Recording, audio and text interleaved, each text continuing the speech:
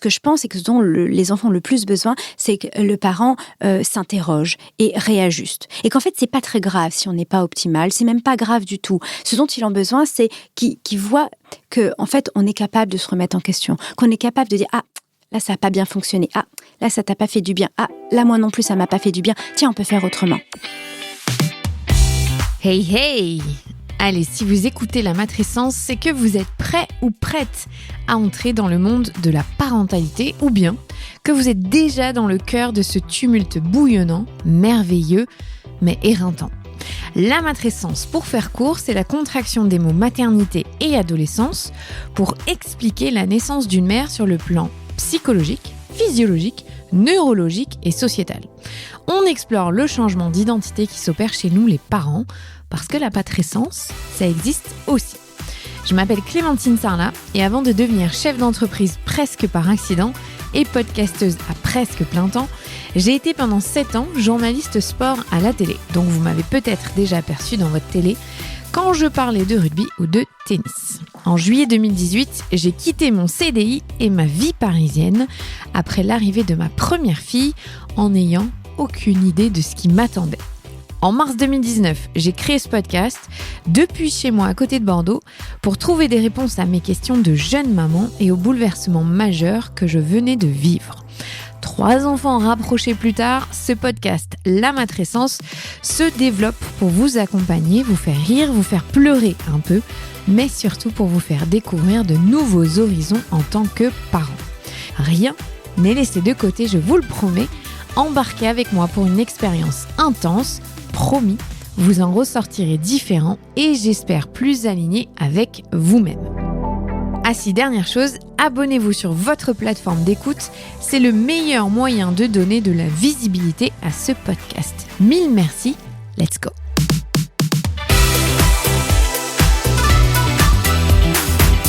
Peut-on critiquer l'éducation positive tout en la soutenant ? C'est le pari risqué auquel s'est attelée Béatrice Kammerer, journaliste scientifique, spécialisée d'éducation et autrice du livre « Calme, ferme et bienveillant ». Son livre, sorti en 2019, avait pour ambition de remettre un peu de nuance dans le discours autour de l'éducation. 5 ans plus tard, elle constate que les clivages sont bien plus forts et viennent accuser l'éducation positive d'être responsable de beaucoup de maux de la société. Alors, est-ce vrai ? On en parle beaucoup dans l'épisode. Toujours avec une grande rigueur, Béatrice raconte la naissance de ce courant d'éducation positive ou alors bienveillante ou respectueuse, ça dépend comment on le nomme, les dérives qu'elle a constatées et les inégalités auxquelles font face les parents en matière d'éducation. On parle donc dans cet épisode de Charge mentale d'éducation positive féministe, de parents bricoleurs, mais c'est quoi ça ? Vous aurez la réponse dans l'épisode, de choisir l'idéal qui nous convient nous en tant que parents. Bref, c'est extrêmement riche cet épisode et dans la veine de l'épisode que l'on a réalisé avec Franck Ramu, on nuance les discours actuels qui veulent opposer les parents. Parce que vous avez assez de responsabilités sur les épaules, alors c'est très bien quand il y a de la nuance dans les discours et que la science vient ramener un petit peu le débat au centre et au milieu. Je vous souhaite une très bonne écoute et si vous avez envie, n'hésitez pas à partager cet épisode. Salut Béatrice. Salut Clémentine. Je suis ravie de te recevoir dans ce podcast. Aujourd'hui, on va parler d'éducation. Mais on va aller un petit peu plus loin que juste l'éducation, parce que tu as vraiment écrit un livre que j'ai adoré lire, qui s'appelle « Calme, ferme et bienveillant ». On parle d'éducation positive, mais pas de manière pratico-pratique dont on a l'habitude, mais un petit peu d'aller dans l'envers du décor de toute cette mouvance. Déjà, comment tu t'es intéressée, toi, à l'éducation ? Alors, l'éducation, c'est un vieux sujet pour moi. Ça remonte à avant que j'ai des enfants. C'est au tout début de mes études. Parce qu'en fait, moi, j'étais en sciences physiques.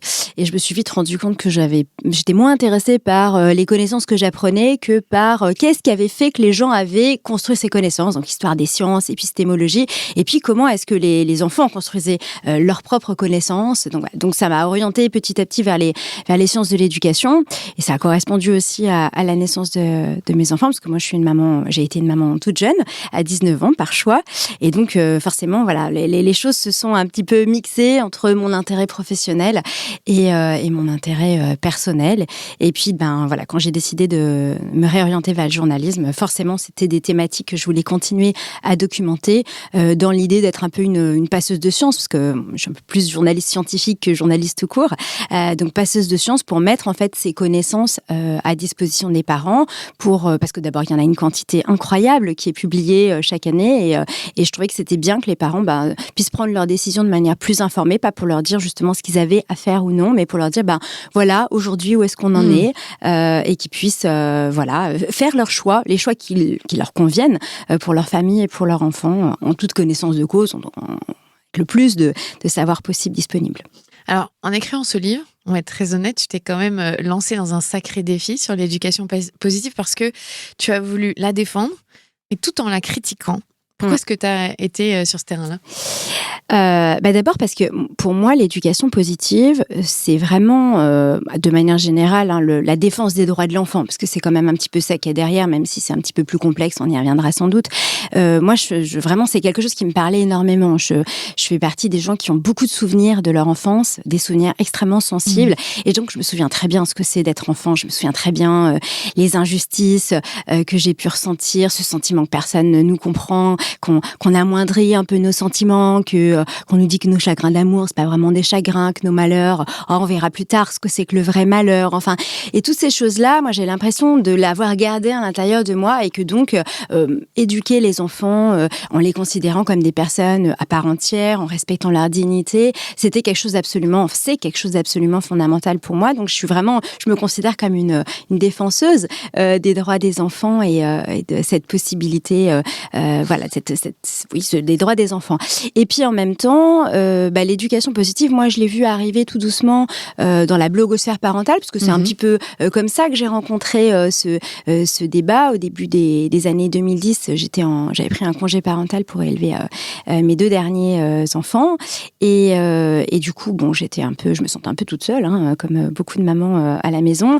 Et puis voilà, ouvrir l'ordinateur, ça a été la découverte donc de ces lieux d'échange en ligne, donc forum, blog. C'était la grande époque des blogs, les années 2010, et donc de voir tout ce partage de vécu, de lecture qui avait pour moi, qui venait des sciences de l'éducation, je trouvais ça absolument passionnant, et puis très stimulant, et puis très riche.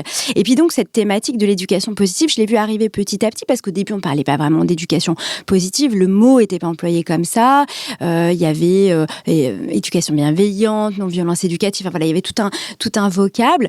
Et puis petit à petit, avec notamment les succès des grands best-sellers d'Isabelle Filiosa, de Catherine Guéguen, le mot est arrivé de plus en plus, s'est constitué un peu comme une forme de courant derrière lequel plein de personnes allaient s'agréger, pas toujours toutes d'accord entre elles d'ailleurs, mais voilà, ça faisait un petit peu cri de ralliement. Et moi, ce que je voyais donc sur ces blogs, sur ces échanges en ligne, c'est de plus en plus de parents, de mères, beaucoup, enfin il faut quand même être honnête par rapport à ça, qui mettaient une énergie dingue pour essayer de savoir comment elles voulaient élever leur enfant, comment faire au mieux pour lui, et qui parallèlement se sentaient complètement nuls, avaient l'impression d'être incapables d'atteindre les standards qui étaient proposés par l'éducation positive, et qui finissaient par s'insulter elles-mêmes, se traiter de mère en carton. Vraiment se dire aujourd'hui j'ai crié, je vaux rien, enfin des propos qu'elles auraient jamais osé imaginer. Enfin justement, c'était les propos qu'elles voulaient plus adresser à leurs enfants, qu'elles s'adressaient à elles-mêmes, quoi. Et donc pour moi, il y avait quelque chose d'incohérent, et parallèlement à ça, je trouvais qu'il y avait notamment sur des forums, sur des groupes Facebook, des échanges parfois très virulents où ces mères se comparaient les unes aux autres, un peu dans une course à la mère parfaite, avec toujours des standards plus élevés. Et quand on commençait à dire, attendez, c'est important aussi de respecter vos besoins, vos limites. On peut pas être une bonne mère si à un moment donné nos besoins de base ils sont pas comblés. Ça devenait tout de suite, ah oui, mais vous comprenez, l'éducation positive, c'est pas ça. Les enfants, leurs besoins sont plus importants. Enfin, tout de suite, il y avait quelque chose de la mise en tension et du dogme qu'on pouvait pas questionner, parce que finalement, l'éducation positive, c'était respecter les besoins de l'enfant. Et qui pouvait s'opposer à ce projet-là? Qui pouvait s'opposer à l'idée de non-violence violence. Donc voilà, pour moi, il y avait cette tension entre des valeurs absolument cruciales pour l'avenir de la société et qui me semblait évident qu'il fallait défendre, et en même temps, un usage, un chemin qui était en train, en fait, de risquer de martyriser ceux-là même, les parents qui devaient faire vivre cet idéal, les mères qui devaient faire vivre cet idéal. Donc voilà. Et en plus, parallèlement à ça, les seules critiques qui étaient présentes dans l'espace public, c'était clairement des critiques complètement réactionnaires, qui vantaient l'autorité du passé, qui pleuraient sur un passé auquel moi j'avais absolument pas envie de retourner. Donc voilà. Donc pour moi, il fallait amener quelque chose d'autre, c'est-à-dire défendre l'idéal, défendre les valeurs, et en même temps le confronter à cette réalité et dire oui, on peut le critiquer parce que si on y tient vraiment à cet idéal, on peut pas accepter qu'il se fasse au détriment des parents, au détriment des mères, en martyrisant. On peut pas créer un idéal de non-violence si c'est pas une chaîne de bienveillance, et si à un moment donné, voilà, ceux qui sont censés la faire vivre se retrouvent dans une situation ultra douloureuse et culpabilisante. C'était un sacré projet dont on va vraiment parler longuement aujourd'hui dans l'épisode. Déjà, tu peux nous raconter l'histoire de l'éducation positive, de quel courant elle s'inspire? Parce qu'on parle éducation positive, bienveillante, respectueuse. Je pense que moi, j'utilise plus le mot éducation respectueuse, tu vois, mais ça veut dire quoi finalement tout ça? Alors c'est pas facile de répondre à cette question parce que en fait on n'est pas face à un concept scientifique. Moi ça a été une des premières difficultés en fait à laquelle j'ai été confrontée lorsque j'ai essayé de mener ce travail d'enquête autour de l'éducation positive pour essayer de comprendre justement d'où ça venait, parce que pour moi c'était aussi ça la difficulté, c'est je pouvais pas évaluer, je pouvais pas permettre aux parents de se dire d'évaluer le bien fondé de cette approche éducative si je savais pas finalement de quoi on parlait. Est-ce qu'on était tous bien d'accord sur la façon dont on allait le définir? Et donc, comme c'est pas un concept scientifique, on n'a pas de définition qui a été formalisée, bien claire et nette pour dire ça en est, ça en est pas, et voilà. Donc, moi, ce que j'ai essayé un peu, c'est de retracer toutes les filiations, toutes les références qui peuvent être convoquées par les militants de l'éducation positive pour rendre compte un petit peu de l'idéal qu'ils cherchent à faire vivre. Et donc, effectivement, on identifie plusieurs influences. Alors déjà en termes de terminologie, le mot positif pour désigner quelque chose qui relève de la méthode éducative, ça renvoie beaucoup à la discipline positive, donc qui est née dans les années 1980 aux États-Unis. Donc de Jane Nelsen, et donc ça c'est une méthode qui cherche en fait qui un petit peu à gérer les comportements compliqués de l'enfant, mais avec une perspective dans laquelle on va respecter sa dignité, dans laquelle encore une fois on va s'inscrire dans le respect des droits de l'enfant, et on va essayer de lui proposer des sanctions plus constructives qui vont lui permettre d'appartenir au groupe. Donc ça c'est ça a été une des premières références, mais finalement qui a été un peu délaissé par le mouvement de l'éducation positive en France. Donc, s'il fallait plutôt faire une cartographie de ce à quoi ils se sont rattachés, on a toute la psychologie rogerienne américaine, donc qui vient de Carl Rogers, qui est vraiment l'équivalent de Freud chez nous, quoi, le grand psychologue qui a complètement influencé la psychologie aux États-Unis, et qui part du principe que, en fait, il faut tisser une alliance thérapeutique entre le patient et le psychologue pour que ça fonctionne, pour avancer. Et quelque part, il y a eu une sorte de transposition de ces principes-là à la relation parent-enfant. On en connaît pas mal. Par exemple, c'est Marshall Rosenberg avec la communication non violente. C'est un élève de Carl Rogers. Faber et Maslich, donc notamment les fameux ateliers aussi inspirent un peu de la communication non violente. C'est une dérive aussi, une application des méthodes de Carl Rogers. Voilà, on pourrait citer Thomas Gordon aussi sur l'écoute active. Donc voilà, tout ça, c'est ce courant-là. Et là, on est vraiment centré sur la communication. L'idée, c'est de mieux communiquer, d'avoir des mots qui sont moins violents les uns pour les autres et aussi plus efficaces pour se dire ce qu'on a à se dire. La deuxième grosse influence, c'est tout ce qui relève des théories de l'attachement. Donc là, on est plutôt au milieu du XXe siècle. La découverte que les bébés n'ont pas seulement besoin pour survivre d'être soignés, d'être nourris, d'être au chaud, mais aussi ont besoin d'être aimés. Voilà, de manière un petit peu caricaturale, ils ont besoin d'avoir des personnes qui prennent soin d'eux. Et ça, on s'en est rendu compte dans des conditions un peu dramatiques, au sortir notamment de la Deuxième Guerre mondiale, avec des enfants qui étaient accueillis en pouponnière et qu'effectivement, sur le plan purement physiologique, ne manquait de rien, mais qui se laissait mourir.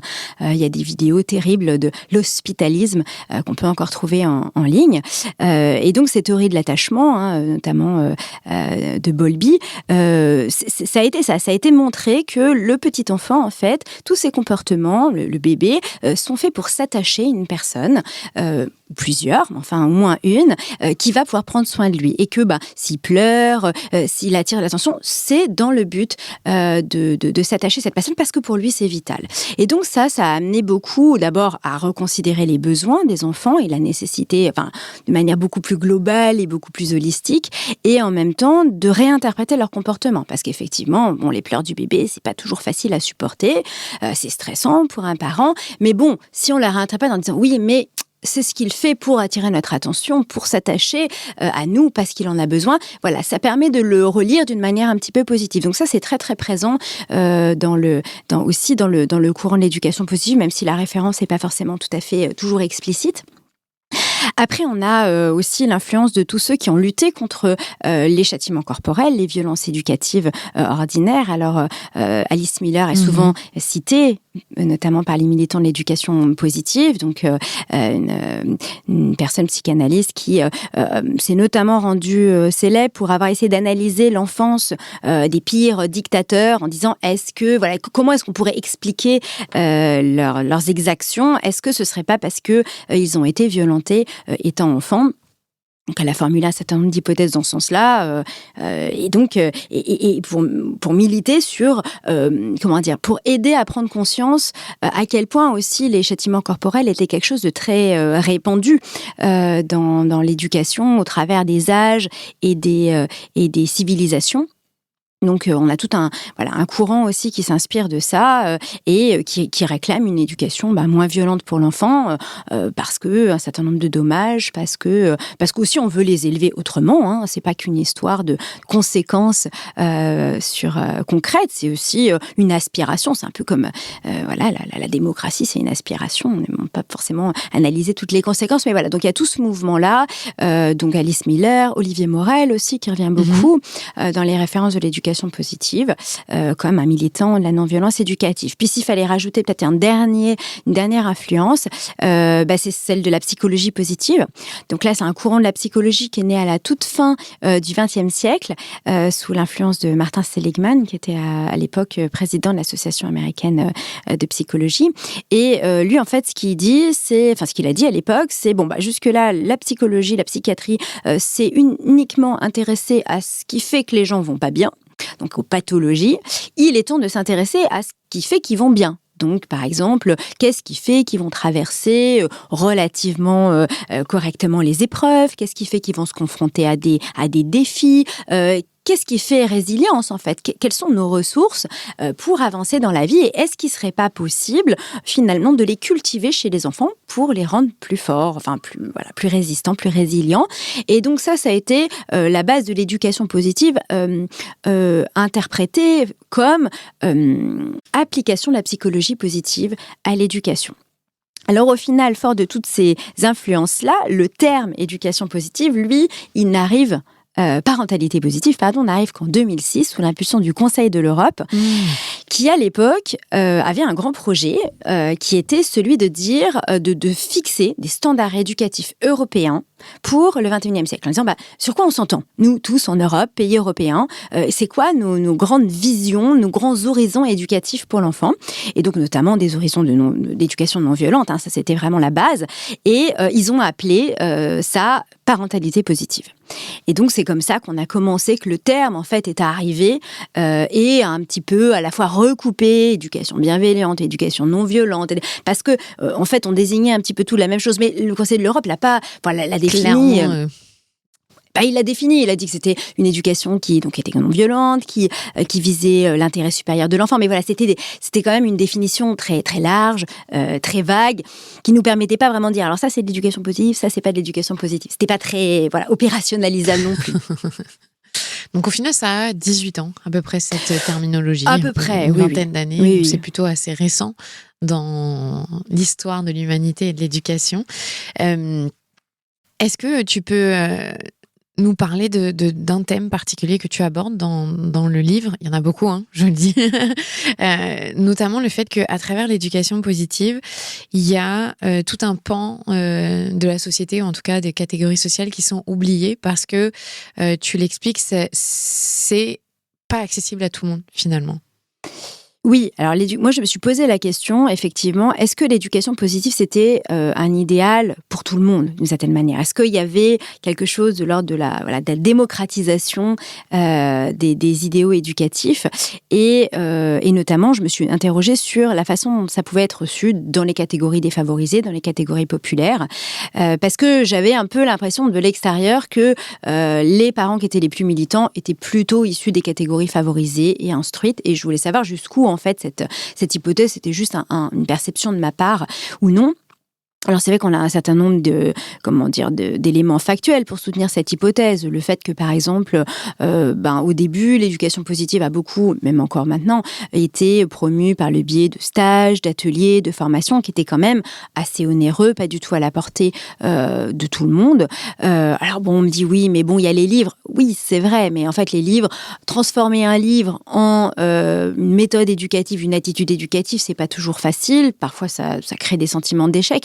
Et puis, pour lire un livre, il faut être familier quand même avec cet objet, avec cette idée qu'on va piocher, puiser dans ce type de contenu des manières de vivre et d'éduquer son enfant. Donc là aussi, il y avait quelque chose d'un peu sélectionnant sur le plan social. Donc voilà, dès le départ, il y avait un petit peu cette idée que c'était compliqué. Et puis on peut aussi remarquer que l'éducation positive, donc notamment par le biais de ces questions de communication, d'amélioration de la communication parent-enfant, vont reposer sur des compétences langagières. Le fait de cultiver des compétences langagières vraiment assez fines et de pouvoir agir aussi sur sa façon de parler. Et ça, en fait, là encore, ça, c'est pas tout à fait à la portée de tout le monde. Savoir manier le langage comme ça, avec beaucoup d'aisance, sans perdre de l'authenticité. Parce que bon, dire des phrases un peu toutes faites, voilà, tout va bien. Mais se l'approprier pour que ça nous ressemble et en même temps que cela comble ces nouveaux objectifs, en fait, c'est pas du tout évident. Donc là aussi, c'était un peu sélectionnant sur le plan social, socio-économique, social. Donc voilà, donc ça, c'était un certain nombre d'hypothèses. Et puis, en allant encore un petit peu plus loin, je pense aux travaux de Catherine Séléné, qui est sociologue, elle avait aussi remarqué que l'attitude en fait des parents vis-à-vis de l'éducation positive était très différente selon son milieu social. Alors je vais le dire de manière ultra caricaturale, il y a plein de gens qui évidemment sont pas dans ces catégories aussi marquées, hein. C'est plus pour expliquer, mais en gros on a les parents qui sont plutôt instruits et plutôt confortables sur le plan des ressources économiques, qui eux vont dire non mais moi j'éduque mon enfant un peu au feeling et les conseils que je reçois, je suis tout à fait capable de prendre ce qui me convient et ce qui me convient pas. En fait, ça c'est un peu un privilège, c'est un privilège de personnes éduquées qui se sent légitime pour critiquer l'expert, contester ses conseils, dire oh oui non ça ne me parle pas, ça oui. Donc voilà, donc faut déjà être dans une position sociale assez marquée. Et donc, ils disent effectivement, pas de problème avec l'éducation positive, je peux en prendre ce qu'il me fait avancer. Donc, voilà, ça c'est... Après, on a une autre catégorie, plutôt, on va dire, les classes moyennes, au sens un peu large, qui, elles, vont être beaucoup plus dans une perspective d'application à la lettre. Parce que ce qui est important, c'est de montrer qu'on est des bons parents et qu'on a bien compris les consignes, les directives, les conseils et qu'on y adhère à fond. Et donc, ces personnes-là, à la fois, ce sont des bons clients pour l'éducation positive, d'une certaine manière, ils sont assez réceptifs, ils ont très envie de bien faire, mais ils vont pas avoir la capacité à dire ça je prends, ça je laisse. Donc il y a aussi cette possibilité, ce risque d'être dans une forme d'exagération, et parce que c'est compliqué de trouver, de comprendre, d'identifier le sens qu'il peut y avoir derrière et se dire en fait voilà, ça j'adhère avec ça, et puis bon ça je suis moins à l'aise, ou ça correspond pas à mes valeurs, et donc de faire un peu plus à sa sauce. Donc là on va avoir toute cette catégorie là qui va être donc exposée à un risque un peu de dogmatisme et et aussi quelque part de dérive, parce que à peu près n'importe quelle méthode éducative, si on commence à essayer de la pousser à l'extrême et de l'appliquer comme une espèce de religion absolue, bon bah voilà, je veux dire que la radicalisation en matière d'éducation positive est pas meilleure que toute forme de radicalisation. Donc c'est un peu cette catégorie-là qui va être le plus exposée. Et puis après, on a les catégories beaucoup plus défavorisées, encore plus populaire, où là, en fait, on est vraiment face à un clivage total entre les valeurs de l'éducation positive et les valeurs traditionnelles, souvent, auxquelles elles ont été éduquées. Alors, je suis pas en train de dire que l'éducation traditionnelle est l'apanage des catégories populaires. Hein. On l'a aussi dans des catégories très favorisées, mais qui ont la capacité, encore une fois, de se distancier et de critiquer. Donc, c'est pour ça que je n'en parle pas là. Donc, les catégories populaires, la difficulté auxquelles elles sont confrontées, c'est qu'en fait, ces valeurs de l'éducation positive ne correspondent pas à ce qu'elles vivent elles-mêmes. Par exemple, il y a des parents, là encore une fois je fais référence aux travaux de Catherine Séléné, il y a des parents qui peuvent se dire mais pourquoi je vais éduquer mon enfant à prendre ses propres décisions, à affirmer qui il est, à affirmer ses goûts, alors qu'en fait son avenir ça va être de travailler à l'usine et d'obéir. Moi ce qu'on me demande c'est pas de dire ce que je pense, c'est pas de contester, c'est pas d'être créatif, c'est d'être soumis, en fait. Donc, l'objectif d'une éducation pour un parent, c'est de faire en sorte que son enfant, il ait sa place dans la société de demain. Tous les parents, c'est ça qu'ils souhaitent. Donc, quand on se projette dans un avenir où on n'a pas d'agentivité, où on n'a pas de capacité de pouvoir d'agir, mais pourquoi est-ce qu'on éduquerait son enfant à faire ce qui risque simplement de le mettre en difficulté, ce qui risque simplement de le faire souffrir puisqu'il n'aura pas ce pouvoir d'agir. Donc déjà, on a une incompréhension à la base. Et en plus, cette incompréhension-là, cette espèce de malentendu, il est renforcé par le fait que si on regarde l'action des pouvoirs publics, eux, ce qu'ils veulent depuis à peu près 150 ans, c'est diffuser les bons messages et que les parents, les bons messages, en tout cas que considèrent comme étant souhaitables et que les parents se les approprient et adoptent ces nouvelles pratiques. Et donc, ils n'ont pas du tout cette représentation de ce que vivent vraiment les parents de milieu populaire. Ils arrivent en disant, on a des bons messages, on veut qu'ils soient diffusés. Et donc, ils vont le faire avec des méthodes assez autoritaire, en simplifiant beaucoup les messages. Moi, on me dit beaucoup, non mais pour les parents de milieu populaire, il faut des messages clairs, il faut des consignes simples, comme si ils n'avaient pas de cerveau, enfin comme s'ils n'étaient pas capables de comprendre, de réfléchir et puis de décider aussi pour leur enfant. Donc il y a une forme de la part des pouvoirs publics, souvent, pas toujours, mais souvent, une forme de simplification à outrance du message. Qui est du mépris. Qui est quand même un petit peu du mépris, du classisme, d'une certaine façon, et aussi avec une forme de dénigrement de ce qui, pour eux, pourrait être des valeurs éducatives. Et le souci là-dedans, c'est que, on peut s'entendre par exemple sur le fait qu'on ne veut plus taper les enfants, donc ça, ce serait une pratique à mettre de côté, donc pourquoi pas, voilà, il y a des bonnes intentions qui nous feraient populariser ces nouveaux principes, mais il y a plein d'autres variations culturelles de la parentalité qui ont absolument rien de problématique. Juste, on ne peut pas imposer une forme de parentalité pour tout le monde. Chacun a son style de parentalité et des variations culturelles dans les modes de parentalité, il y en a plein. Je vous en citais un, par exemple, il y a des sociétés dans lesquelles le bébé n'est pas considéré comme un interlocuteur. Nous, on parle beaucoup au bébé, on nous dit il faut parler au bébé, il faut leur raconter ce qui leur arrive, ce que vous faites, c'est vraiment ça dont ils ont besoin. Okay, il y a des sociétés dans lesquelles les enfants sont tout à fait soignés, hein, on va leur proposer le sein, on va les bercer, il n'y a aucun problème, mais ils ne sont pas considérés comme des interlocuteurs. Ils sont dans le bain linguistique, ils sont inclus dans la communauté, ils entendent évidemment aussi tout ce qui se dit, mais ce n'est pas à eux qu'on s'adresse. Eh bien, ils apprennent très bien à parler et ils deviennent tout à fait... Il n'y a aucun problème. Et nous, on va dire, ah oui, mais si on ne s'adresse pas directement au bébé, à 2 ans, il aura 50 mots de vocabulaire en moins. Alors, je dis 50, je pense que ce n'est pas les bons... Mais voilà, il va être X mots de vocabulaire en moins. Oui, mais ça, c'est une espèce de course à la performance. Qu'est-ce qu'on veut ? Ce qu'on veut, c'est qu'il soit bien avec son langage. Ce qu'on veut, c'est qu'il soit bien avec sa communauté. Si c'est à 2 ans ou 2 ans et demi... Oui. Bon, tout va bien. Mais voilà, vous voyez, donc, cette ouverture à la diversité des styles parentaux, de la diversité des manières d'être un bon parent, aussi sur le plan culturel, est complètement occultée parce qu'on a des bons messages à diffuser et on ne prend pas le temps de vérifier à qui on s'adresse. Et ce qu'ils vivent concrètement. Et en plus, on le sait, aujourd'hui, ça fait la une dans les journaux, malheureusement. On stigmatise beaucoup les parents solo, donc les mères solo, qui sont sujettes à beaucoup plus de discrimination, à la pauvreté. Et à elles, on leur demande de tout faire. Et c'est juste pas possible, en fait. On ne peut pas remettre sur leurs épaules cette pression d'élever les futures générations en leur donnant aucun moyen. Et en plus, en les stigmatisant comme quoi elles atteignent pas l'idéal voulu. Tout à fait. Ah oui, moi, ça fait partie des choses qui me rendent très triste et qui me révoltent. Je pense, par exemple, à un reportage qu'il y avait eu au début de l'année pour lequel j'avais été invitée à réagir sur la question des écrans et du temps d'écran. Le reportage montrait une maman solo avec ses 2 enfants. Et effectivement, le petit passait pas mal de temps sur la tablette. Je suis pas en train de dire que c'est la bonne manière de fonctionner, mais bon, voilà. Et quand on voyait dans le reportage, qu'est-ce qu'on voyait ? On voyait une maman qui disait faut bien que je fasse faire les devoirs à ma grande. J'ai personne pour prendre le relais.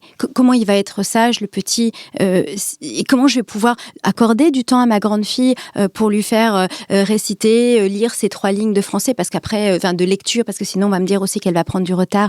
Il faut bien que je l'occupe. Et puis après, il faut bien que je fasse à manger. Et puis après, il faut bien que en fait, elle n'avait aucun soutien. Elle n'avait aucune forme de possibilité de passer le relais. Et donc effectivement, en plus elle n'avait pas beaucoup d'argent, donc la tablette représentait une activité bon marché qui lui permettait de tenir, en fait, de survivre. Des fois elle dit « et moi j'ai besoin de 5 minutes de pause », mais évidemment qu'elle a besoin de 5 minutes de pause. Et la conclusion du reportage, ça a été « regardez cette mauvaise mère, regardez, elle n'est sûrement pas informée du mal qu'elle fait à son enfant ».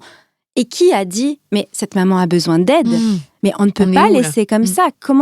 Quelle société maltraitante va montrer à la télévision une mère au bord du craquage, parce que c'est terrible de voir ça, en disant « on ne fait rien, voilà la mauvaise mère, nous l'avons trouvée ». Ça, c'est vraiment quelque chose qui me révolte. C'est très difficile aujourd'hui de parler d'éducation, c'est très clivant. Moi, je suis très honnête parce que j'ai commencé à parler d'éducation positive, bienveillante. J'aime mieux le terme respectueuse parce que je trouve que ça inclut le parent et l'enfant là-dedans. Mais et c'est vrai que quand j'ai commencé en 2019, c'est au moment où la loi est passée contre les violences corporelles et où, il faut quand même le dire, en France, c'était plutôt une norme d'éduquer en tapant son enfant. Et j'ai trouvé que c'était très dur. Depuis 5 ans, j'essaye de modérer, d'avoir une posture qui n'est pas extrémiste, c'est vrai. Mais j'ai eu la sensation qu'au début, il fallait tellement répéter en fait, taper, c'est pas la solution. Il y a une différence entre j'ai craqué, j'étais à bout et j'ai mis une fessée, une claque, peu importe, j'ai eu un geste déplacé et j'en ai conscience et c'est pas du tout ça que je veux, pour moi, éduquer, il faut taper.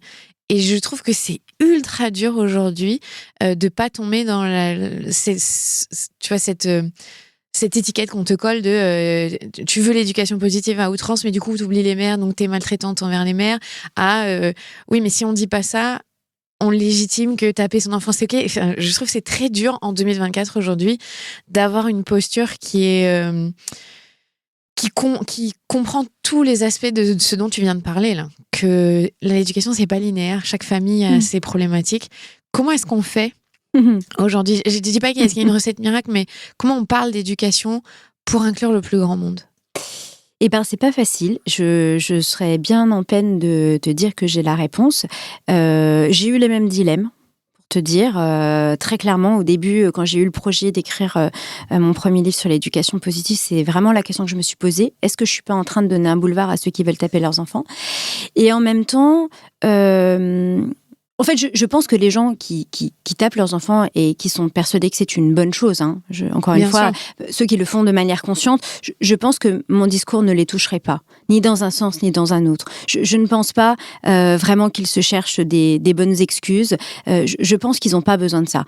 Par contre, la collectivité des autres, ceux qui ont mis une fessée mais qui en fait s'en veulent et aimeraient bien que ça n'arrive plus jamais, et ceux qui l'ont pas fait et qui se disent je veux que ça continue, mais bon, c'est difficile quand même au quotidien. Et puis bon, ceux-là, ils ont besoin aussi. Enfin voilà, c'est à eux que mon discours s'adresse. Donc j'ai fait très attention. quand même, à l'idée qu'on ne dévoie pas trop, qu'on ne dévoie pas mon discours. Par exemple, j'ai refusé un certain nombre d'invitations dans des émissions où on me disait « Ah, vous qui êtes contre l'éducation positive, venez donc parler ». Parce que, non, en fait, c'était pas ma position. Et cette idée, justement, de dire « Moi, je défends les valeurs, par contre, les pratiques, on peut en parler, parce qu'il n'y a pas que du bon. En tout cas, il n'y a pas que des choses qui font grandir les parents et les enfants. » Cette troisième voie, si je puis dire, même si c'est pas non plus un compromis, elle a été extrêmement difficile à défendre. Elle était totalement inaudible en 2019, mais vraiment.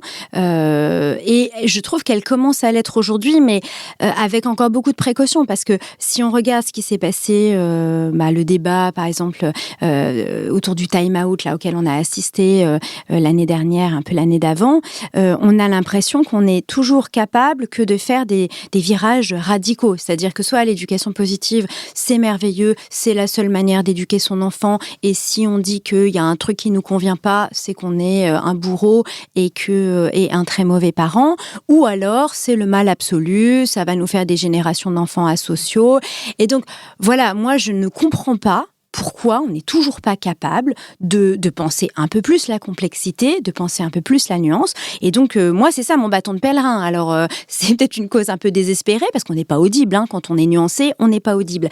Mais pourtant, moi, je pense que c'est exactement de ça dont ont besoin le plus les parents. Parce que des discours terrorisants qui, en permanence, leur agitent deux épouvantails du mauvais parent, soit en promettant qu'ils deviennent les futurs dictateurs, soit en promettant qu'ils deviennent des futurs égoïstes asociaux. Non, c'est pas possible. On ne peut pas aider les parents en les terrorisant. Donc moi, ça a été un peu ça, ma ligne, voilà, pour mon horizon pour avancer à tâtons, parce que ça nécessite aussi des réajustements réguliers, aussi au fil de la manière dont les choses sont pensées dans l'espace public. Et puis, la loi 2019, c'est très bien, mais on en est encore loin dans les pratiques. Donc, si on ne fait pas vivre le débat, si on ne permet pas aux parents de parler des difficultés qu'ils rencontrent, du fait que c'est pas facile, et du fait que c'est pas parce que c'est pas facile qu'on est obligé de les caser du côté des mauvais parents ou du côté des bons parents, mais juste des parents qui font ce qu'ils peuvent et qui, rien que le fait d'être dans l'interrogation, dans le questionnement et la capacité de se remettre en question, c'est déjà tout ce dont leurs enfants ont besoin. On pourra pas avancer, on pourra pas construire quelque chose. Donc voilà, donc pour moi c'est essayer de me mettre dans les souliers des parents et dire qu'on se juge pas, comme dit le proverbe, avant de m'avoir passé 2 lunes dans les souliers de la maman ou du papa à qui on dit c'est pas terrible ce que tu fais. Je sais pas en fait, quelle est sa vie, qu'est-ce qu'il est en train de vivre et de quoi il a besoin, peut-être pour améliorer et pour aller mieux. Je l'ai dit plusieurs fois dans un podcast où je parlais seule. Je suis convaincue, comme toi, que c'est la base que devrait représenter l'éducation, mais j'ai été maman solo de 3 enfants en bas âge à un moment où j'ai été en dépression, où j'étais vraiment dans un état mental moi-même extrêmement difficile, et j'ai été maltraitante, pas physiquement, mais dans mes façons. Je criais énormément, j'étais aucune patience, enfin vraiment, j'étais dans une relation de conflit avec mes enfants en permanence, et j'ai vu, tu vois, ce que ça a créé chez elles. Et j'ai vu quand moi j'allais mieux, moi l'adulte, j'ai pris soin de moi et j'ai pu aller mieux, comment ma relation à elle s'est améliorée aussi. Donc ça m'a convaincue que c'était très important de garder cette base et ce phare, de se dire respecter nos enfants et avoir une relation était importante. Mais j'ai aussi vécu les conditions difficiles d'être parent, et où des fois je comprends que on n'ait plus d'autre moyen que de hurler, punir, taper, parce que nous-mêmes on n'est pas dans les conditions optimales en fait. Et dans notre société, on est maltraitant envers les parents, en fait.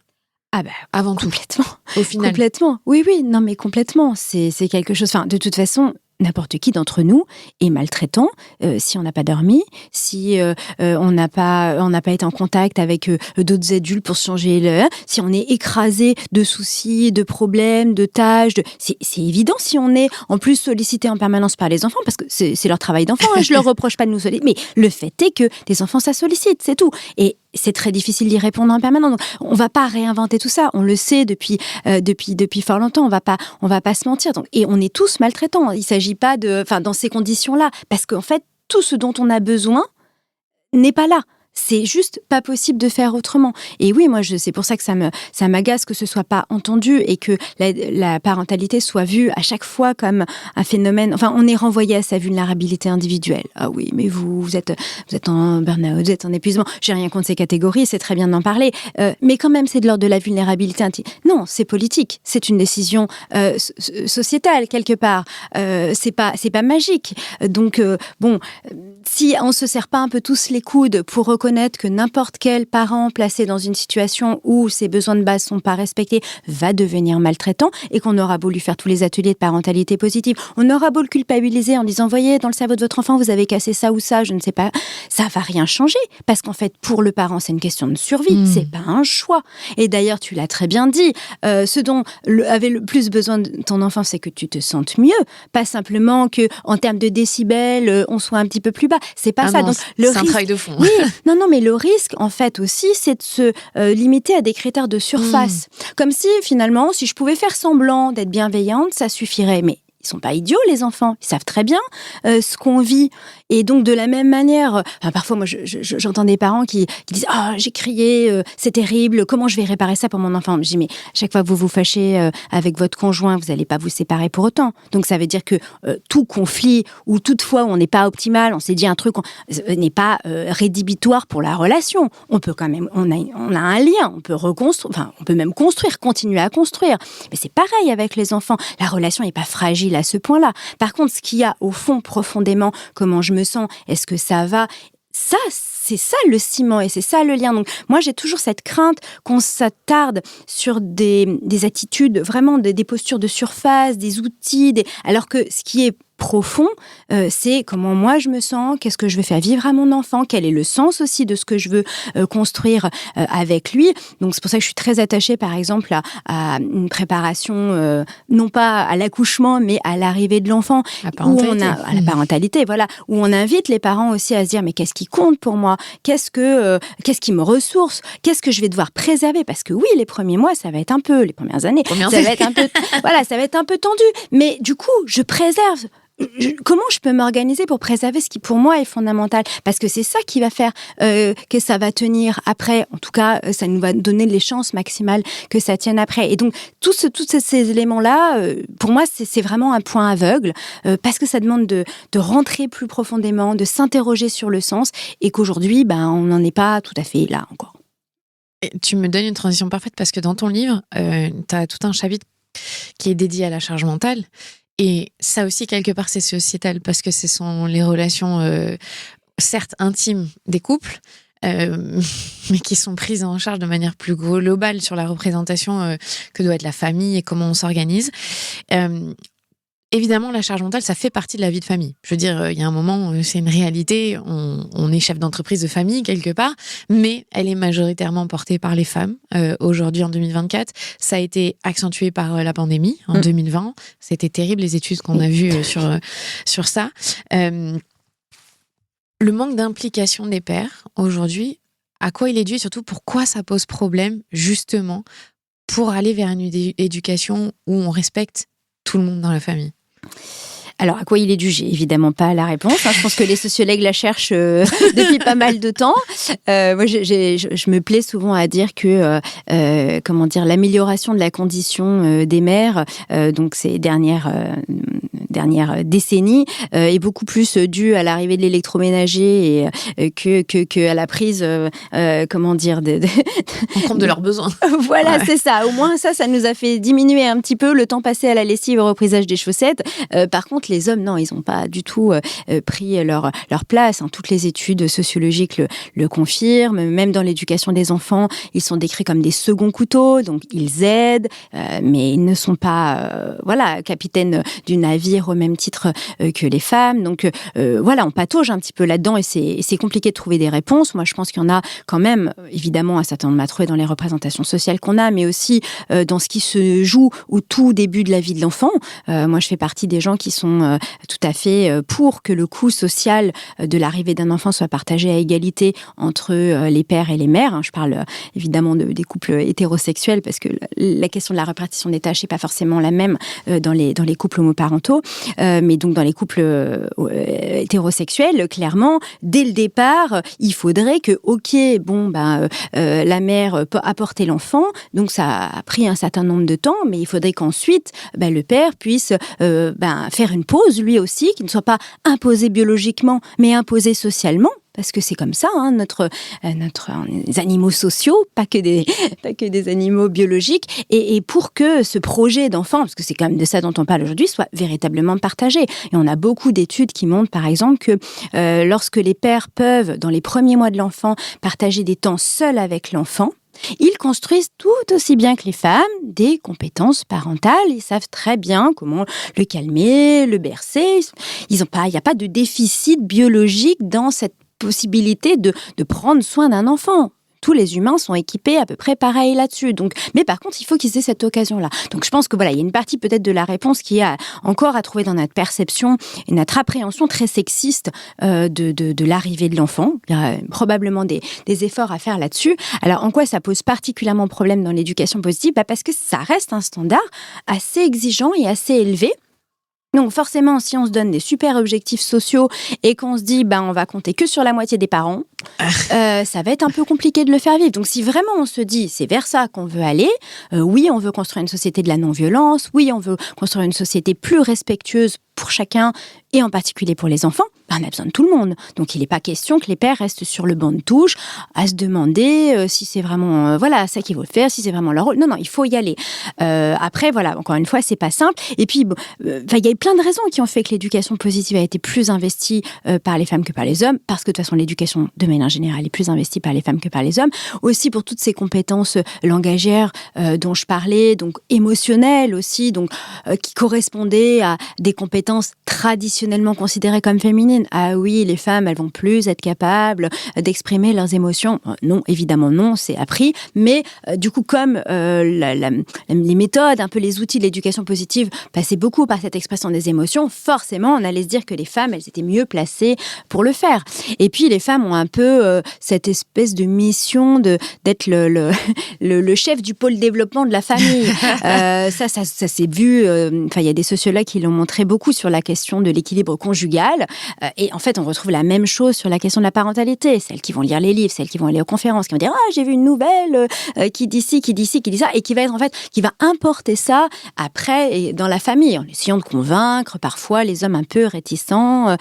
Donc ça, c'est pareil, c'est complètement sexiste en fait comme fonctionnement. Chacun des parents devrait se demander est-ce que ça me convient ce que je vis ? Est-ce qu'il y a des choses qu'on pourrait améliorer ? Mais aujourd'hui encore, on va dans une conférence parentalité, il y a 95% de femmes.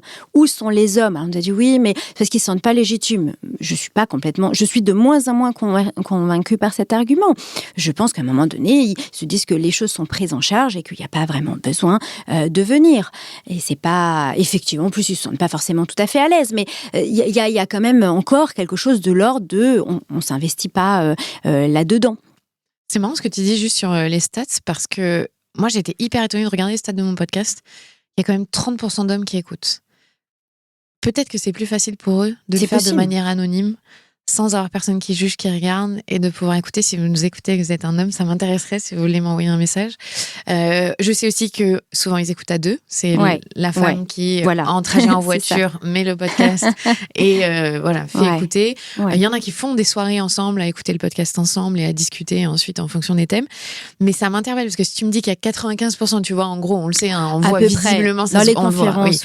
Donc très peu d'hommes, mais que moi, quand même 30%, je trouve que c'est quand même, pour parler d'éducation, aujourd'hui en 2024, c'est un chiffre important.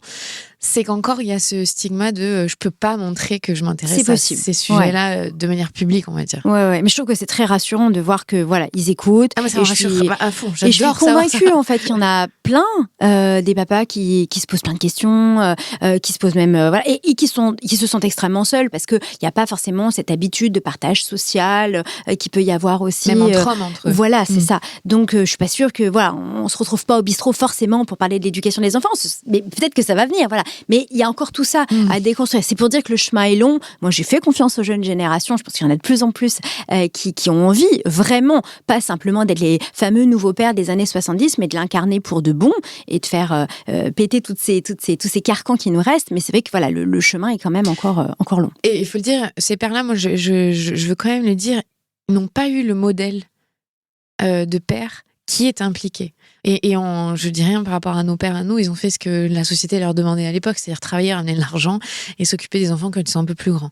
Donc aujourd'hui, ils doivent inventer un nouveau paradigme, ils doivent avoir des nouvelles normes, avec un congé paternité qui n'est pas à la hauteur, avec souvent dans leurs entreprises, on leur met un peu les bâtons dans les roues pour ceux qui veulent être beaucoup plus impliqués. Donc c'est vrai que c'est pas facile vraiment de leur côté. Et avec nous, des mères qui sommes omniscientes, omniprésentes et qui voulons aussi parfois un peu trop tout gérer. Donc c'est dur l'équilibre, je trouve, à trouver. Hein. Oui, je pense qu'il y a beaucoup d'efforts aussi à faire, effectivement, sur le plan professionnel, et là encore, en englobant bien la globalité des pairs. Parce que là aussi, il y a des inégalités sociales qui sont majeures dans la représentation et la possibilité d'investir ce rôle où, encore il n'y a pas si longtemps, des pédiatres nous disaient « Nous n'avons proposé aux pères que de devenir des secondes mères », avec tout ce que ça pouvait sous-entendre de stigmatisant. Donc, il y a encore beaucoup à faire pour leur permettre d'investir pleinement cette identité, parce que c'est vraiment une identité, avec l'enjeu de montrer un modèle, comme tu l'as bien souligné. On n'est pas dans l'éducation au sens théorique du terme. Là, c'est vraiment permettre d'avoir en face. Voilà. Moi, je suis très prudente sur la question de la figure un peu de la mère qui a du mal à lâcher, qui a du mal à lâcher tout ça, parce que je pense que pour lâcher, il faut être sécure. Et donc, moi, je n'adopte pas le vocabulaire du lâcher-prise en particulier. J'ai souvent envie de comparer dans une famille, dans un couple, un peu comme en sport collectif, quoi. Quand on joue au volley, quand on passe la balle, on se regarde et la personne en face dit « Oui, j'ai la balle, je l'attrape, je suis là dans cette connexion ». On lance pas la balle comme ça, sans regarder, en se demandant si elle va tomber par terre ou pas. Donc, c'est facile de dire « Mais lâche ta balle ». Oui, mais à qui? Comment? Est-ce que je suis sûre que la personne en face va la recevoir et va en faire quelque chose? Donc, je pense qu'il y a quand même... on voit qu'une partie du problème si on dit aux femmes vous êtes un peu toute puissante, là, vous voulez tout contrôler. Là, je parle de omnisciente parce que comme on a un congé maternité, on a du temps. Oui. On a le temps de tisser ce lien, on a le temps de tout connaître du bébé. Et on a ce savoir-là que eux n'ont pas par défaut parce qu'ils ne savent pas faire. Mais c'est pour ça que j'utilise ce terme omniscient, parce que ce temps de 3 mois là, à peu près qu'on passe avec le bébé nous permet d'être celle qui sait, malheureusement. Et comme le congé, il n'est pas à la hauteur chez les hommes ou les deuxièmes parents de ce qu'il faut, eux, effectivement, ne sont pas les omniscients dans la relation. Et t'as raison. Moi, il y a eu plein de fois où j'ai entendu des femmes le dire, et moi aussi, je l'ai ressenti, me dire, ouais, mais j'ai pas confiance, en fait. Donc, oui, comme tu dis, lancer la balle, je suis pas sûre qu'en face, elle soit droit dans ses bottes et soit à la hauteur de l'enjeu. Et c'est très dur, ça. Et j'entends, t'as raison, il y a 2 angles dans ce que j'ai raconté. Mais je suis d'accord avec ta vision. C'était plus parce que je pense qu'on peut faire l'association assez rapidement, et c'est le genre d'association où effectivement moi les femmes, c'est pas je suis un petit peu prudente par rapport à ça. Mais oui, c'est vraiment la raison pour laquelle je suis convaincue que les hommes devraient pouvoir passer du temps seuls avec leur bébé. Vraiment, j'en suis convaincue. On a des données scientifiques là-dessus. Enfin, c'est même plus à démontrer. Et en plus, il y a pas mal de femmes qui témoignent de ça. Mais quel confort ce serait, par exemple, de bénéficier de ça au moment de la reprise du travail. Quel confort ce serait de pouvoir se dire « Je pars en étant tranquille parce que mon enfant est avec son parent ». Ça, c'est un confort que les hommes connaissent quand ils retournent. Mais en tant que femme, non, on a les cris derrière la porte de la nounou qui nous envoie le message « Non, mais ça va, il s'est calmé vite ». Combien de femmes se sont dit « J'ai descendu les escaliers, j'ai pleuré un coup et après j'y suis allée ». C'est pas normal aussi. Ça aussi, faut pouvoir en faire quelque chose. Et la solution, elle est toute trouvée. Elle est facile. Quand il y a un deuxième parent, il faut qu'il y ait le deuxième parent. C'est pas plus compliqué que ça. Et puis, donc, tu parlais dans le livre de cette charge mentale qui est déjà dans la répartition des tâches, dans la charge éducationnelle, ça prend la forme de la femme a les connaissances et les transmet au deuxième parent. Et donc, déjà, ça passe par son prisme. Moi, c'est ce que j'ai toujours dit à mon mari. Je dis, mais tu sais, là, tu as les informations via moi. Donc, j'ai mis mon filtre et peut-être tu vas pas le recevoir de la même manière si toi, tu lis, si tu écoutes, si tu t'intéresses. Bon, le pauvre, il est obligé d'écouter mon podcast maintenant. Mais c'est vrai que c'est comme si on avait un autre enfant à éduquer quelque part, à faire ça. À devoir montrer ce qu'on pense être bien ou pas pour notre famille. Oui. Ça, c'est dur. Oui, je pense que c'est très dur et je pense en plus que ça correspond pas à ce que souhaitent un certain nombre de femmes parce que, comme tu l'as très bien dit, on tâtonne. En vrai, on ne sait pas. On se dit, tiens, il y a ça, mais est-ce que ça va nous convenir ? Est-ce que, en fait, on a aussi envie d'un contradicteur qui dise, non, mais attends, on pourrait voir les choses autrement. Enfin, d'une discussion constructive. Je dis pas une opposition stérile. C'est pas de ça dont je suis en train de parler. Mais encore une fois, c'est cette idée de projet. On l'a conçu à deux, ce projet. On l'a fait à deux, cet enfant. Comment ça se fait qu'à un moment donné, non, ça c'est ton champ, ça c'est le mien. Je pense qu'il y a quelque chose à repenser dans la complémentarité des pères et des mères, qui d'ailleurs ne doit absolument pas, moi je crois absolument pas à ce qui a pu être remis sur le devant de la scène, comme quoi le père devrait être l'interdicteur ou la mère devrait être la bienveillante. J'anticipe peut-être sur les critiques de l'éducation positive, mais on revient tout de suite à une espèce de complémentarité ultra stéréotypée, ultra passéiste, qui évidemment nie complètement l'histoire de la parentalité et la diversité des configurations familiales, mais au-delà de ça, qui nous empêche d'être dans une forme d'ajustement fin où, en fait, le but, c'est que c'est un peu comme à l'escalade, on s'assure mutuellement l'un l'autre, quoi. Parce qu'à un moment donné, on va prendre un peu une initiative, l'autre va dire « Attention, t'es sûr, machin ?» Et finalement, c'est pas la bonne option, mais t'inquiète, moi j'ai une autre option. Et en fait, c'est vraiment cette coopération, cette collaboration où on n'a pas besoin d'être un chef, entre guillemets, et l'autre qui suit, mais on est ensemble. C'est ça, en fait, qu'il faut pouvoir faire vivre. Et ça n'a rien à voir avec le genre. Exactement. Tu parles, toi, d'une éducation positive féministe, c'est ça ? Oui, comment tu la définirais ? Oui. Pas facile à définir. Je pense qu'on a dit déjà plein de choses, de pères qui prennent pleinement leur part dès le départ, qui ont conscience de l'enjeu en face et de la difficulté aussi l'ambition des standards plutôt. Alors encore une fois, sans se dire qu'on va les atteindre, mais un peu comme des étoiles qui guident le chemin des marins en disant allez, on y va tous les deux. Donc pour moi évidemment, ça fait partie de ça. Moi j'encourage beaucoup les mères à être au clair avec leurs besoins et à pas se dire que ils sont secondaires ou qu'ils sont pas importants ou que quand même l'enfant est toujours prioritaire, parce que ça j'en ai vu beaucoup et j'en ai vu beaucoup plonger à cause de ça. Donc cette idée que en fait on ne peut pas être bien traitante si on ne fait pas attention à ça, si on n'est pas en capacité de se dire qu'est-ce qui, moi, me nourrit, me fait du bien, et pas simplement j'ai été chez le coiffeur, tu t'es fait toute belle. Non, on ne va pas remettre une injonction à la place du non. Qu'est-ce qui, moi, me fait du bien et me nourrit, me permet d'être pas qu'une mère aussi, parce que c'est étouffant. Donc tout ça, c'est quand même des choses qui sont très importantes.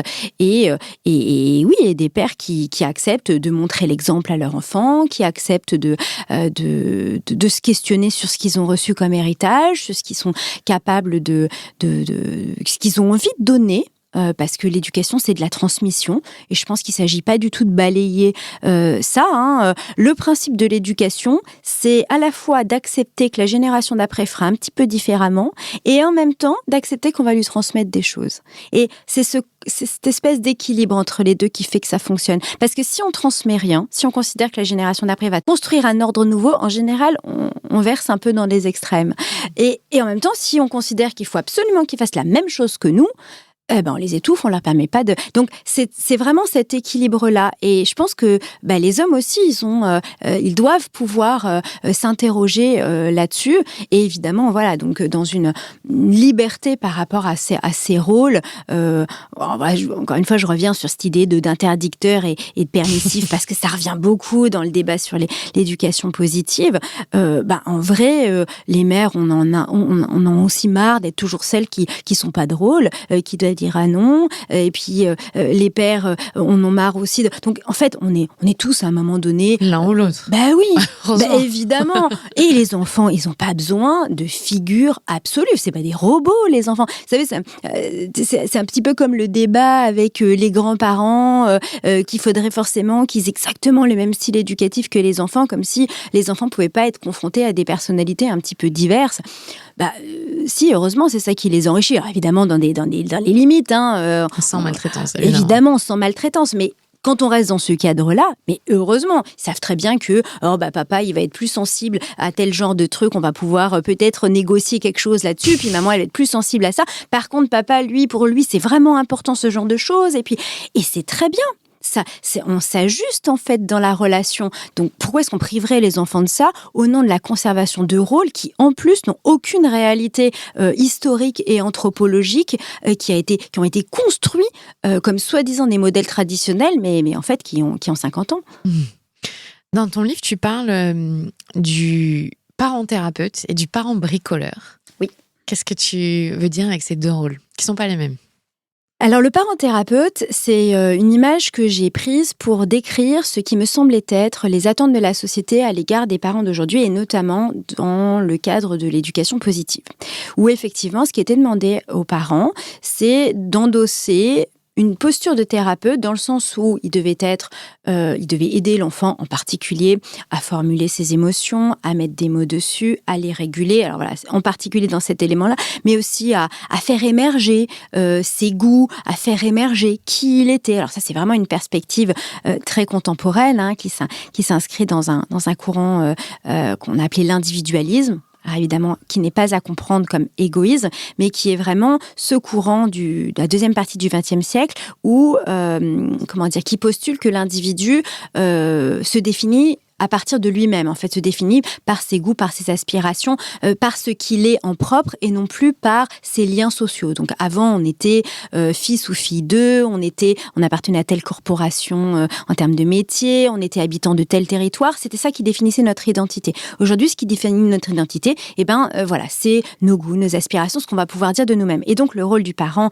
dans la société contemporaine, c'est de permettre à l'enfant de devenir lui-même, d'exprimer en fait sa singularité. Et donc pour exprimer cette singularité, voilà, on lui demande quelque part d'endosser le rôle du thérapeute. Et je dis thérapeute parce que il se doit d'être un peu distancié, il se doit d'être toujours calme. En fait, le thérapeute, quand on va le voir, même quand on est très en colère et qu'on a envie de démonter son cabinet, lui, il va rester tout le temps calme. Il va jamais prendre pour lui éventuellement les propos qu'on va lui adresser. Et donc c'est un petit peu cette distance-là que l'éducation positive en particulier va demander aux parents. Donc une forme de mesure en toute chose et permanente face au débordement émotionnel de l'enfant. Et pour moi, c'est une posture qui est complètement idéalisée parce que le thérapeute, c'est qu'une heure, quoi. Il a pas de lien affectif. Il y a une fin.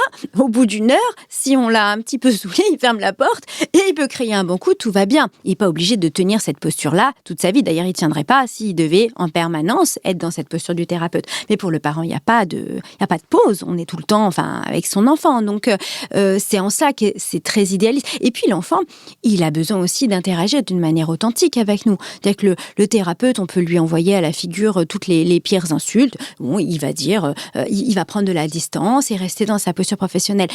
L'enfant, il a aussi besoin de comprendre et de voir que, non, on peut pas faire tous ces genres de choses. Donc, il faut être aussi dans une forme de communication authentique. Je dis pas qu'il faut hurler sur son enfant, mais il a besoin de voir notre colère de temps en temps, il a besoin de voir notre tristesse, il a besoin de voir qu'on est un être humain. C'est pas grave, on vit nous aussi, et on n'est pas... il y a un certain nombre de personnes aussi qui ont dénoncé cette idée que on va pas dire « maman est très triste » d'un air où on n'est pas très triste. Ça n'a pas beaucoup de sens dans la communication. Encore une fois, il s'agit pas il s'agit de montrer, de rester raisonnable dans sa manière d'exprimer ses émotions, mais il faut quand même qu'elle soit authentique. Donc voilà, donc ça c'est une figure un peu idéalisée qui à la fois traduit cette aspiration sociale et toutes les limites qu'il peut y avoir. Et puis le parent bricoleur, moi c'est quelque chose dans lequel je me reconnais un petit peu plus, même beaucoup plus. Dans lequel, et puis qui décrit pour moi le travail du parent, c'est-à-dire qu'on avance en cheminant. On n'est pas parent, on le devient. Bon, c'est devenu un peu banal de le dire, mais c'est toujours aussi vrai. On avance avec ses enfants. D'ailleurs, on n'est pas le même parent avec ses différents enfants parce que nous-mêmes, on chemine, on grandit, on devient autre. Et pour moi, ce qui est le plus important, l'éducation positive certains discours en tout cas, ont beaucoup mis en avant l'idée que ce qui était important, c'est que le parent ait un comportement optimal. En tout cas, une posture particulière. On dit, voilà, c'est comme ça que vous devez réagir. Moi, ce que je pense, c'est que ce dont les enfants ont le plus besoin, c'est que le parent s'interroge et réajuste. Et qu'en fait, c'est pas très grave si on n'est pas optimal. C'est même pas grave du tout. Ce dont ils ont besoin, c'est qu'ils voient qu'en fait, on est capable de se remettre en question. Qu'on est capable de dire, ah, là, ça n'a pas bien fonctionné. Ah, là, ça t'a pas fait du bien. Ah, là, moi non plus, ça m'a pas fait du bien. Tiens, on peut faire autrement. Et en fait, pour moi, c'est ça l'exemple qu'on est censé donner à nos enfants. D'abord parce qu'on leur montre que c'est pas grave de pas être optimal, qu'il y a des moyens de s'excuser, il y a des moyens de réparer. Et parce que eux aussi, à un moment donné, ils vont pas être optimaux dans leur vie. Mais c'est pas grave. Et on leur montre, on les accompagne comme ça. Donc oui, c'est une forme de droit à l'erreur aussi.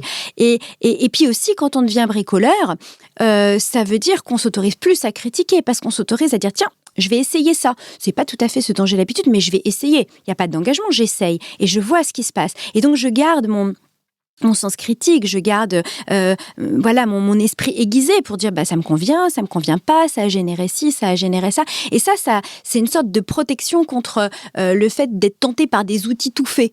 Si je reviens un peu sur le débat qu'on a eu pour ou contre le time-out, si on prend juste un outil comme ça, on peut rien en dire.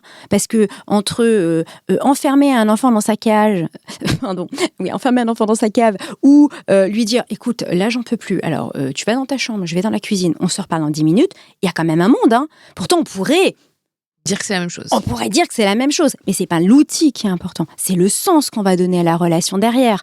Et donc, en étant un peu bricoleur, on s'interroge sur le sens. On se dit pas, est-ce que je vais pratiquer tel outil ou pas pratiquer tel outil ? Je vais dire, qu'est-ce que je veux impulser dans la relation avec mon enfant ? C'est quoi qui est important pour moi là-dedans ?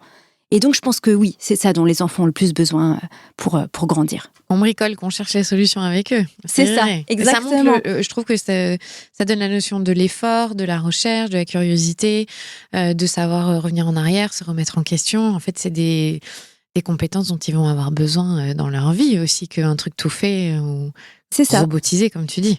C'est ça, qu'ils ne soient pas non plus dans une posture uniquement de récepteur. Parce qu'il y a quelque chose aussi qui m'avait beaucoup interpellée dans les idéaux, encore une fois, de l'éducation positive, c'était cette idée qu'il fallait tout faire parfaitement pour les enfants. Mais pas du tout pour soi et pour ce qui était autour. Et ça... on en arrivait au point où certains enfants, j'ai eu un peu la remarque de la part de mes propres enfants, mais je l'ai entendu dans d'autres familles, disaient c'est formidable, moi j'aime beaucoup ce que mes parents ont fait pour moi. Par contre, moi j'aurais pas d'enfant, parce que c'est l'enfer ce truc. Et évidemment, c'était ça qui était montré en fait. C'est oui, être enfant quelque part, c'est pas mal. Les parents ils sont là, ils se cassent la tête, ils veulent tout faire au mieux. Oh là là, j'ai fait ci, c'était pas bien, je vais recommencer.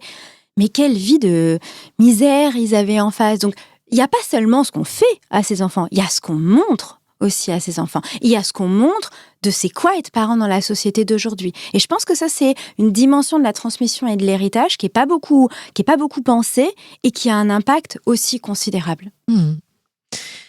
L'éducation positive, on arrive à la fin de l'interview, ça s'est construite aussi ces dernières années en y ajoutant des neurosciences. Ça a été un gros apport, il faut quand même le reconnaître parce qu'il y a eu des études dessus. Mais il faut quand même se méfier, et tu l'as beaucoup dit dans le livre, tu as montré des études. J'en ai parlé avec Franck Ramu, que j'ai interviewé, il l'a expliqué. Toi, c'est quoi ce que tu as retenu par rapport à ça ? Moi, au départ de ma démarche, il y avait le constat qu'il y avait énormément de discours inspirés des neurosciences dans les livres d'éducation positive et que c'était très souvent convoqué comme un argument pour dire, vous devez adhérer puisque regardez, c'est prouvé. En plus, les neurosciences aujourd'hui, ça a une position d'autorité. Déjà, les sciences ont une position d'autorité importante, mais alors les neurosciences, dès qu'on parle du cerveau, les gens deviennent complètement zinzin. Je pense qu'ils pourraient gober à peu près n'importe quoi. Donc voilà. cerveau, enfant, c'était bon. Et donc moi, ça m'a un peu alertée parce que j'ai vraiment cette critique scientifique, ce regard scientifique. Et la première question que je me suis posée, c'est est-ce qu'en fait, c'est de la bonne vulgarisation ?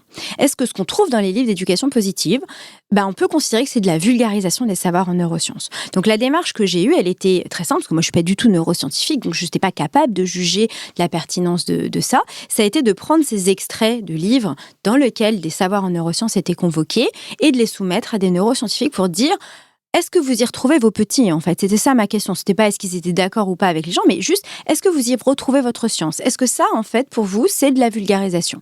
Et j'ai été très surprise, parce que je m'attendais à quelques critiques, mais en fait, j'ai été très surprise de à quel point ils estimaient que c'était une utilisation fallacieuse, en fait, des neurosciences. Et donc, ce qui avait été en particulier pointé en avant, c'était la persistance de neuromythes, type cerveau droit, cerveau gauche, où on sait très bien, enfin voilà, où maintenant c'est fini, c'est un neuromythe, on le met à la poubelle, on n'en parle plus. Oui, il y a 2 hémisphères, mais on n'a pas 2 personnalités dans le cerveau. Ça fonctionne pas du tout. Et puis aussi des extrapolations, par exemple des mauvais usages des sciences. On ne peut pas prendre des études sur les souris et les extrapoler sur les humains. Il faut être très prudent. On fait des hypothèses, mais on peut pas juste dire voilà, on sait ça sur la souris, pof, chez l'humain ça fait ça. Donc notamment, il y avait eu des extrapolations sur les conséquences du stress. On a toujours très très peur du stress, mais qu'est-ce qu'on appelle stress ? Bon, chez les souris, évidemment, ça ne représente pas la même chose que chez les humains. Donc, en particulier, il y avait eu des études citées où des souris étaient torturées, tout simplement. Donc, dire, est-ce que je peux vraiment appliquer une conclusion qui a été tirée sur des souris torturées à quand j'ai froncé les sourcils devant mon enfant ? Non, c'est un raccourci qui était trop rapide. Donc voilà, il y avait un certain nombre comme ça d'utilisations qui étaient avec des très bonnes intentions, parce que l'idée c'était de convaincre. Et on me le disait beaucoup. On me disait oui, mais tu sais, la référence aux neurosciences, au moins, ça va convaincre les plus récalcitrants. Sauf que moi, en tant que journaliste scientifique, je peux pas me satisfaire de ça. Je peux pas dire je vais tordre un peu les données scientifiques parce que de toute façon les gens pourront pas vérifier et comme ça je vais les convaincre. En plus, on parle d'idéaux d'éducation, donc les sciences, ça peut être un élément, mais c'est pas le seul.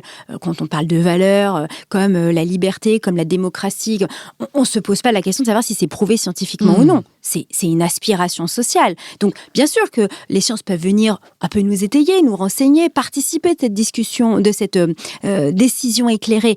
Mais quand même, c'est une décision idéologique en fait qu'on prend. Donc voilà, moi c'est un petit peu tout ça qui m'a marqué et pour lequel je continue un peu à alerter parce qu'on a beaucoup d'utilisation encore un peu parfois à tous azimuts des savoirs neuroscientifiques, notamment par exemple une confusion entre sciences cognitives et neurosciences, alors qu'on est encore au tout début de la compréhension de ce qui est de nos phénomènes cognitifs. Et c'est passionnant, mais il faut être humble. La science, ça se construit pas à pas.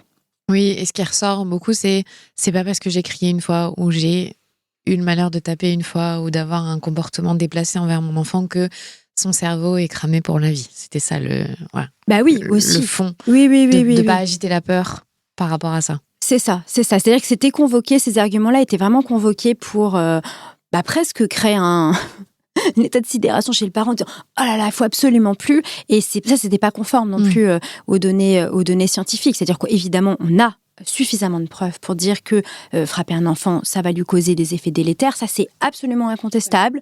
On a des énormes études, aucun problème là-dessus. On n'a aucune preuve que le parent qui a donné une fois une fessée à un enfant, ça a eu la moindre conséquence. Tout simplement parce que y a beaucoup tellement d'influences dans une vie, tellement de choses qui vont compter que on peut pas juste isoler ce truc-là et dire quel effet ça va avoir. C'est pas possible. Donc voilà, la vie est riche, pleine. Qu'est-ce qui s'est passé avant ? Qu'est-ce qui s'est passé après ? Dans quelle relation étaient ce parent et cet enfant ? Qu'est-ce qu'ils ont tissé ? Tout ça, ça rentre en ligne de compte et je pense que c'est pour ça que c'est important de permettre aux parents de continuer dans cette perspective constructive et aussi sereine que possible avec eux-mêmes. Et on apprend en faisant des erreurs. On ne pourra jamais le dire assez. C'est vraiment comme ça qu'on fonctionne dans notre capacité d'apprentissage. Pour terminer, qu'est-ce qui est principalement reproché à l'éducation positive ? Parce qu'il y en a des détracteurs, ça, il n'y a pas de problème. Comme tu dis, on aurait pu leur faire un boulevard et ils sont très médiatiques et ils sont là. C'est quoi le fond du sujet ? C'est pas si facile que ça, moi je trouve, à répondre. Parce que, alors, des prétextes, on peut en trouver plein. Mais qu'est-ce qu'il y a vraiment au fond ? Moi, j'ai toujours été très surprise, par exemple, de voir que les détracteurs, ils connaissent pas très bien l'éducation positive. C'est rare ceux qui ont ouvert des livres, qui savent ce qu'il y a écrit dedans. C'est rare, alors c'est encore plus rare ceux qui auraient été assistés à des conférences, des ateliers. En fait, j'ai le sentiment que ce qui les dérange le plus, c'est pas vraiment les messages de l'éducation positive, c'est sûrement pas ses valeurs parce qu'elles sont quand même pas très contestables. Mais c'est même pas, voilà, les éléments que moi j'ai pu pointer dans mon livre de parents qui se tirent dans les pattes les uns les autres ou d'extrapolation scientifique c'est même pas ce genre de choses. Non, c'est même pas les exagérations, les parents qui veulent absolument tellement tout bien faire, qui savent même plus si demander à son enfant d'aller se coucher le soir c'est une violence ou pas. Non, c'est pas ça en fait qui pointe le plus, même s'il y en a quand même, ça va être plutôt ce que représente l'éducation positive dans la société, à savoir un peu cet idéal d'une éducation centrée sur l'enfant, où on va lui accorder le statut de personne à part entière et libérée de tout autoritarisme. En fait, c'est surtout ça, il me semble, qui dérange.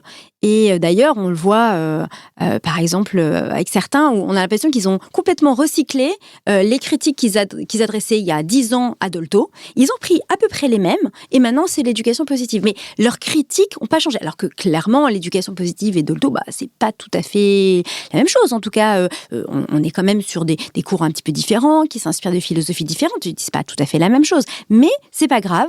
Ça va représenter la même chose sur le plan social. Cette idée que l'enfant va devenir tout puissant, que les adultes vont perdre de leur superbe, et donc c'est ça qu'on va combattre. Et moi je pense que c'est vraiment quelque chose que j'ai vu entre la première édition de mon livre et la deuxième.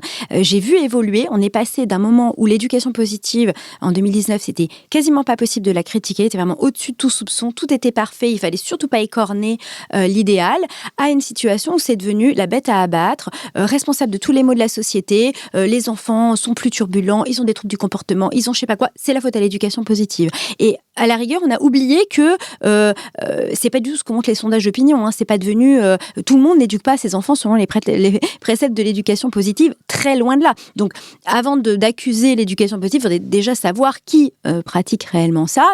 Probablement qu'on est plutôt sur une minorité de parents.